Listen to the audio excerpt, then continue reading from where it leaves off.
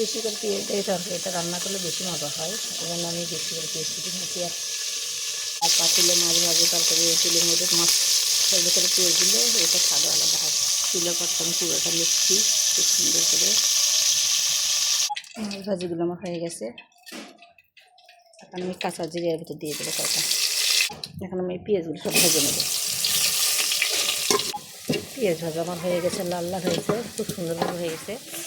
এখানে আমি মশলাগুলো সব পরিমাপ মতো নিয়েছি। জিরা বাটা, মরিচ গুঁড়া, হলুদের গুঁড়া, লবণ, আদা রসুন বাটা সব পরিমাপ মতো এখানে আছে।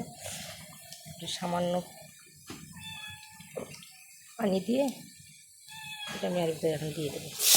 পেঁয়াজ পাঠানো হয়ে গেছে, কষাতে কষাতে তেলটা আমার থাকছে। এখন একটু একবার ঝোল দিয়ে দেবো, আমি দিয়ে কষে নেব। সামান্য একটু ঝোল দিয়ে কষে নেব, তারপর আরেকবার ঝোল দিয়ে নামিয়ে নেব। ঝোলটা আমার হয়ে গেছে, মশলা গুঁড়োটা দিয়ে দেবো। ঝোলটা হয়ে গেছে, এখন এভাবে বাসায় শিং মাছের ঝোল রান্না করে দেখবেন কেমন হয়। ওকে, আল্লাহ হাফেজ।